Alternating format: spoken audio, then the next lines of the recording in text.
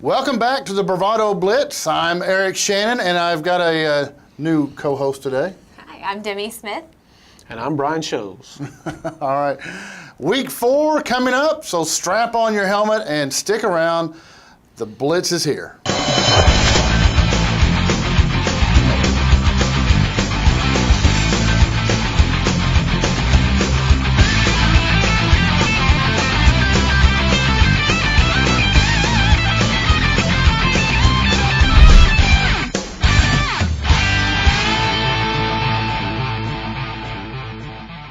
Welcome back, Blitz fans. We had a great last week of football. We traveled to Checotah and got to be a part of the 103rd meeting of the Wildcats versus the Ironheads. Guys, what was your take from the game last week? Well, I'll start us off. Brian, we continually are impressed with the Checotah Wildcats and that offensive line. Yes. My biggest takeaway was Eufaula. They were really well prepared first half, that first quarter. It was 14-0 at halftime. Right. And then the size and experience of Checotah just kind of took over in the second half. Now, that's one thing we discussed throughout the game was Coach Newton really had his kids ready to go, and they played like a rivalry game should be played. Yeah. They played above their heads for a while, and you could see that I'm of the opinion that they had some wrinkles that Checotah hadn't seen. Right. So they kind of had Checotah chasing ghosts, and I bet you Coach Newton's looking at the film like if we could have just capitalized on one of these drives, right, it may have been a different game. They seem to stop themselves a lot. Yep. Now, Demi, what did you got to talk to Coach Hendricks a couple of times, and you got to talk to like Cade Shropshire and Barrett at the end of the night. What did they have to say? They were happy about the results of the game and basically can't wait to meet them again next year. Health-wise, how'd they come out? Did he talk anything about injuries or anything afterwards? He didn't. I think they did pretty good as far as injuries goes. Not many guys taken out of the game. Right, yeah, because you're on the sideline, so you get to see a lot more than what we see. And that's one of our new added things for our football games. If you haven't got to watch one, is we have a sideline reporter now. Demi's doing our sideline reporting. And one positive note, guys, is we had over 1,400 views, which is the most we've ever had on one of our football games. So our football broadcasts are going up. So keep up the good work, right? That's right. Because we added, I think it's because we added Demi is what happened. It's not me, I can tell you that. All right, so let's move on. This week we will be traveling to Roland, Oklahoma, straight down I-40, as the Seminole Chieftains travel down I-40, which I just said that, into Ranger territory, and this will be the first district game of the year, so this kicks off district play. And this is what we talked about all season. Yep, for the last 3 weeks or so, this is the road that all the coaches have been following. They're getting ready for district play, so let's get after it. All right. Speaking of stepping it up a notch, let's see who changed in the polls this week from 6A2 to Class B. First, we're going to check on the teams in our coverage area and where they're ranked according to our partner at OK Preps. Starting in 6A2, the Pioneers of Stillwater stay in the number 1 spot after a 49-15 win over Southmore. The Ruffers check in at number 9 after their 34-29 win over Putnam City West, and the Ruffers will travel to Ponca City this week. Carl Robert stays at number 1 in Class 5A as the Tahlequah Tigers remain at number 8. They had a nice win last week after they beat the the 4A Salisal Black Diamonds 48-14. And the Tigers travel up to Tulsa Rogers this week, and they shouldn't really have a whole lot of problem up there, to be honest. In 4A, the Poto Pirates still come in at number 1. They had a bye week last week. Wagner Bulldogs move up to number 4 after a 30-14 win over Fort Gibson. The Bulldogs travel to number 2 Catoosa Friday night, which that should be a really fantastic game. Yeah. Broken Bow moves up 1 spot to number 6 after a 33-0 beatdown at number 5A Durant. And the Savages host Muldrow this week. And then Hilldale Hornets stay at number 9 after their 23-19 win over Oologah. And the Hornets will travel to Tulsa Central this week. In 3A, Heritage Hall remains number 1 after they beat Davis 36-7. The aforementioned Seminole Chieftains remain at number 4 after a 67-14 over their rival Wewoka last weekend. Seminole travels to Roland this week for our game of the week. And then in Class 2A, Millwood still checks in at number 1 after a 38-7 win over Cassia Hall. The Wolverines of Vian stay at number 2 with a 48-0 shutout over Okmulgee. Vian will host Spiro this week. The Beggs Demons hold at number 3 despite a 28-21 loss to Shiloh Christian Arkansas. The Demons travel to the Morris Eagles this week. And that ought to be a pretty. I wouldn't want to be the Eagles this week. No. They're going to be. Little Demons are going to be a little ticked. Yeah. In Class B, Shattuck stays at number 1, and they had a bye week. Dewar stays at number 7 with a 58-50 win over Wetumpka Chieftains last week. I mean, 108 points scored in the game is pretty cool. Checotah Lions move into number 10 after a 52-26 upset win over the then number 2 Canadian Cougars. That's it for our state rankings. You can check out more at okpreps.com. When we come back, we will have our third Bravado Power of Connection poll.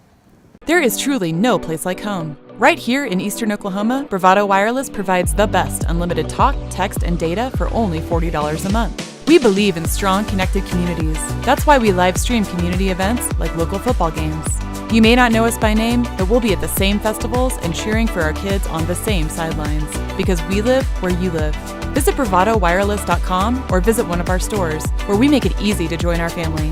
Bravado Wireless. We believe in the power of connection. All right, welcome back. Our third Bravado Wireless Power of Connection poll. Power Connection poll, week number 4. Sitting on top is the number 3A Seminole Chieftains. They're 3-0. Last week they were number 3, so they moved up. They beat Wewoka 64-17, like we said. Sitting number 2 is the Tahlequah Tigers. They're 3-0, and last week they were number 5, so they moved up a couple spots. They beat Sallisaw 48-14. Number 3 is the Broken Bow Savages. Last week they were number 2. Dropped them down just because Tahlequah was 3-0. So Broken Bow's 2-1. They beat Durant 33-0. Hilldale Hornets last week was number 4. They beat Oolagaw 23-19. And Vian Wolverines last week they were number 6. They beat Okmulgee 48-0. And Checotah Wildcats last week they were number 9 and they beat Eufaula. And then picking up at number 7, we have the 6A Muskogee Ruffers 2-1. They squeaked by Putnam City West last weekend. Number 8, the Dewar Dragons. They were sitting at 8 last week as well. They beat Wetumpka 58-50. Okay, 58-50. That's backwards. Right. Okay, and then rounding out the top 9 is the 3A Stigler Panthers. They are 3-0. Last week they weren't ranked. They beat Muldrow 48-7. And dropped out was Canadian. The upset loss to Checotah Lions 52-26. So had one move in. That was Stigler Panthers. Had their nice win last week. So one thing I do want to talk about in our Power Connection poll is we have a lot of 3A teams in there. Yeah, 3A is tough. That seems to be, you've got Checotah, Seminole, and Stigler Is right it here. 3A or 2A that has an extra round of playoffs? Is it 2A? It's the 2A has an extra round of playoffs, and then we've got a couple of 2A teams in there, and then it's not going to be hard. It wouldn't be hard for like Idabel, someone like Idabel to step in there into those rankings as well. The thing that I noticed with all our scores, just in our area, how many points were scored. Man, it's like defense checked out a week. Yeah, I mean, there was a lot of big numbers out there. They did put up a lot of points this week, and we had a couple games that scored over 100 combined points. Yeah. So, I mean, Canadian hadn't been tested all year, and Checotah dropped 52 on them. Right. Yeah, that's one thing to notice is Canadian. Look back at their scores. They were having 14 scored against them, 21, and then bam, you they dropped were 52. rolling. So. That's right. All right, so those were some of the more notable here's some of the more notable scores from this week. We will scroll on through here faster. And I think we have them highlighted on our sheets. Demi, I'll let you take that. We'll start off with the 3A with Idabel. Okay. Sorry. Idabel 54 and Valiant 46. And Gore, another one team in our 2A area, 35, and Pecola 14. Okemah, and is that 2A? Okemah beat Hugo 60-36, and you're going to hear more about Corey Ramsey later on. What a game. Yep. All right. Quinton beat Porham 44-14, and this game had a lot of anticipation because that was Porham's former coach going down to Quinton. Yep. So First game back. First game back. I'll let you take Holbert there. Holbert beat Ketchum 48-6. Jacob Bruce, 5 carries for 239. He also went over 6,000 career rushing yards. That's no small feat right there, No. 6,000 No. career rushing yards. And Midway, nice win there, 54-8 over Arcoma. And Caden, is it Wibben? Wibben ran for 149 yards, 2 touchdowns in the win. Brian, I'll let you close us out there. And then we touched on this a little bit. Checotah beat Canadian 52-26, and it knocked Canadian from the unbeaten ranks right before district. Sometimes that's a good thing, though. Some coaches would like a loss just to kind of get your attention. Right. Just bring you back down to reality a little bit. All right, so those are just a few of the scores in our coverage area. You can always go to the okpreps.com to check out more. And so this week, our game of the week is Seminole Chieftains at the Roland Rangers. And when we come back, we'll have the Seminoles Chieftains coach Mike Snyder on the line, and we'll talk about heading down to Roland this week to play the Rangers. Played your rival last week. You played Wewoka. Nice game there. And you guys come out with a win and start kind of buttoning up for districts. Yeah, I thought last week, in all honesty, they're down a little bit from where they've been. We were a little more talented than they were, so we were able to go out there and get a lot of things done in that first half and play a lot of kids in that second half. And hopefully that's something you can do early in the year and keep your interest in those kids that don't get to play a whole lot in those tight games. But I thought it was a little sloppy in some sense that we created some penalties in there as the game went along and got a little sloppy. All right, Coach. Let's injury-wise. How's your injuries looking going into district play? Well, we lost Jamon Dennis, starting running back, and with Tecumseh in the first quarter. And what really hurt us there was the fact that he was starting on both sides of the ball. So that's 2 kids, 2 starting spots that you have there. And he had played really well the first ball game. He ran the ball about 5 times for 150 yards. So it was he had started out his senior year really having a fantastic year, and you just hate that for a senior. Tore his knee up, going to have to have surgery. So that's something that, again, we have to overcome, and kind of that mentality of the next man up. But other than that, we've stayed pretty healthy so far in those 3 games, other than him. Well, I hate that for the young man. That's an unfortunate deal, but hopefully everything happens for a reason. Hopefully he'll stay positive on that. But Coach, looking into this week's starting district play, you travel to Roland, so you're going to be playing the Roland Rangers. What do you tell your team going into this game this week? Well, it's as every coach will tell you, at the start of a new season, it's your first district ball game, so that task in front of you is the most important one, is going 1-0 in district play. So that was something that we concentrate on during the course of the week and mentally prepare that, because if you lose that first district game, your back's against the wall to start with. So it's a lot of times that first district ball game kind of contains what's going to happen in the district play. Right. Coach, anything specifically you're looking at for Roland to shut down, running game, passing game, any particular player you're going to watch for? Well, they're a run-dominated offense. They run a little Air Force double slot option stuff. We have not seen that. We saw that a little bit against Holdenville in a scrimmage. But their fullback is a good player. They've got a couple of good players on defense, and they rely on their quarterback and their fullback to be the biggest part of their game. So that's 2 things that we have to shut down. That offense doesn't throw the ball a lot, and they do not throw the ball a lot. So, but they hit some big plays in the play action, so we just can't let the play action get over the top of us, and because we're going to have to come up and play the run. Going to have to play some gap control and some disciplined football then. Yeah, and they don't pitch the ball a lot, but when they do pitch it, that's when they can have some success. But I think we go into the ball game knowing that we have to stop the fullback first, and that hopefully our front 4 people can do that and give our linebackers an opportunity to run a little bit.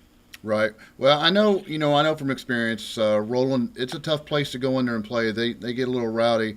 What do you tell your kids traveling down I-40, getting ready for this game? Well, we got 2 long road trips, Roland and Idabel. You can't get Idabel easy, but Roland is not a bad. That's an easy drive for us, and we hit interstate and go right down. But yeah, it's we played well on the road over at Tecumseh. This is our second road game. I think it's important that you have to be able to play well on the road. You got to win those ball games that you're supposed to win, have a chance to win.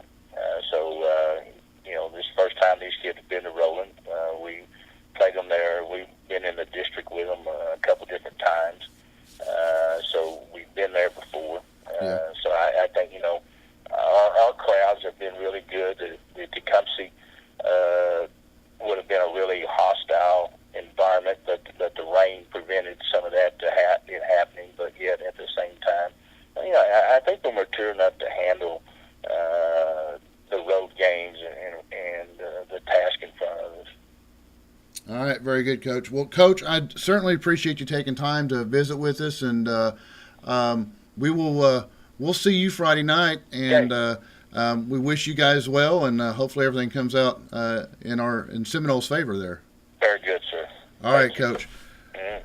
Guys, we heard what Coach Snyder said about getting into district play and getting ready to defend the option. What are your thoughts? Brian, I'm going to throw this one to you because that option, that's just a tricky. You don't see it a lot anymore. And they're going to run kind of the Air Force, I guess it's kind of like a flex bone. Kind of a flex bone veer type of offense. Yeah, where they're looking for angles, and it's really heavily dependent on your quarterback to make the right reads. They got to count, and then they're reading a defensive end, and then maybe even further than that, they're reading a play side linebacker or something. Defensively, for the Chieftains, you really have to play disciplined football when you play an option team. Yeah, we've touched on this a lot this season because a lot of teams are running these type of offenses, these eye candy type offenses that they've got everything motion over here, but meanwhile they're trying to get over here. That's where the action's happening. So they're trying to get your eyes to move over there. So they'll have to play with some eye discipline. Like to play a little smoke and mirrors. Offensively, the Chieftains, man, they're just a machine. They always have been. Coach Mike Snyder's been there for 40 years, and they just roll on down the field. So, all right. So those were our thoughts, and guys, stick around. We will have the Roland Rangers coach Wayne Potts on the phone and talk about hosting the Chieftains Friday night. We've got Coach Potts, Coach Wayne Potts from the Roland Rangers, and Coach, got you a big win last week at Keys, and I'm sure you're happy to get that win and carry that momentum maybe into some district play. Yes, sir. It was great to get the win. We fell short the last couple of weeks by a total of 7 points, and disappointing that you don't, but it is good to get the win column a week before you start district play. Yeah, well, I've looked at the scores, and you've come a few points short, but those teams that you came short, they're no slouches. Those pretty good feats right there. Spyro, Muldrow, they're pretty good teams. Spyro is gifted athletically, and they're second-round playoff team last year. Muldrow was a playoff first-round team as well. The coaches there do great jobs, Coach Bunch and Coach Jones. And our kids fought hard. We're in the new offense and learning the new defense, and I'm proud of heck of them. And, we've got a tough one coming to town this week. Yeah, let's talk about that. You have Coach Snyder's Seminole Chieftains coming into town, and they're no stranger to playoffs and big time football. What is it? What are you prepared for this week? Yeah, we got to be physical. They're going to come in, and they have a great tradition at Seminole. I believe 42 years, something like that. Coach Snyder's on track to be the winningest coach in the state of Oklahoma this season, I do believe. He's a great coach, got a well-established program. They're very physical. They're very gifted athletically. They have everything that you want offensively. They have big weapons at the running back. Quarterback's outstanding. Throw it. He's got great weapons to catch football.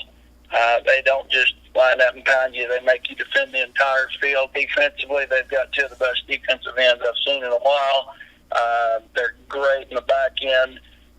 So we have our work's cut out for us this week. All right, now, Coach, what is it going into district play? What do you tell your kids to be prepared for this? Well, we got to get prepared because Seminole's going to come in here and it's going to be a slugfest, and we better have our boxing gloves on and get ready. Right.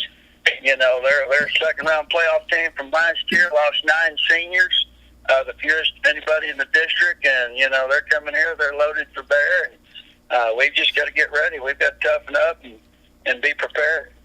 Well, Coach, you know, I've been to Roland a few times, been blessed to come watch some football games there, and, you know, I have to hand it, your fans, they can get a little rowdy down there, and I know that's what you're really counting on, you know, for the rowdy crowd and the fans and everyone to show up and give your kids some a boost and some momentum there. Yes, you bet. We do need our crowd to get into the game and support our kids as we go to battle. Be critical, but it's going to be a hard-fought contest. You know, they're a great football team and ranked, I don't know where they're ranked, 5, 6, 7, somewhere in the polls, and deservedly so. They got a lot returning. They're a successful program, and we better be ready to strap it on Friday night. So that's what we're going to try to do this week, preparing our kids. All right, Coach. Well, we certainly appreciate it. We're going to be down there Friday night to cover your Roland Rangers against the Seminole Chieftains. And good luck on Friday night, and we certainly appreciate you taking time to talk with us. All right, thank you. Welcome back to the Blitz. We just finished talking to Coach Potts, and he just said that they got their first win last week, and they're looking forward to carrying this win over to the next week. So. Yeah. Try to create some momentum going in. Carry a little momentum. They beat Keys last week, 19-14, and we've got to see Keys. You know, when Keys, they play hard. They're young. Yeah. They play hard. They're well coached. They're young. You know, Coach Crittenden does a great job there. So we haven't got to see Seminole. I got to see some footage that one of our guys shot this weekend, and tremendous amount of team speed. So I think Roland. I think they're going to have a tough time with the team speed that Seminole puts on the field. From a coaching aspect, though, Coach Potts has to be kind of thrilled because they've got the king of the district first week out. They're going to see where they stack up, and then maybe they can get that behind them and roll through and maybe sneak into the playoffs. Right. You know, and Roland's, they've always got some good athletes, always got some good kids. So. Oh, yeah. All right, well, now we come to one of our favorite times of the broadcast. It's our 5G, 4G, and 3G Players of the Week. And our 3G Player of the Week this week, giving it out to the Wilburton Digger offensive line. They posted 486 yards rushing on the night and a 48-6 win over the Savannah Bulldogs. Buddy, congratulations to the Big Ugly. Yeah, I mean, big old Diggers, man. They rolled some people over on that one. Our 4G Player of the Week is Tahlequah Tiger running back Day Leathers. He rushed for 295 yards on 19 carries and 3 touchdowns. He added an 85 kickoff return for a touchdown as well in the 48-14 win over the Black Diamonds of Salisaw. Pretty talented kid. Mm-hmm. I'm sure you're wondering what could possibly top that performance. But our 5G Player of the Week is the Okemah Panthers running back Corey Ramsey. He rushed for 432 yards on just 18 carries. That's 24 yards a carry. Wow. Yeah. And 5 touchdowns and 2-point conversions. 2 2-point conversions. That's 432 yards on a game. That's one game. Yep. He's well on his way to 1,000. So, I mean, and they put up 60 points.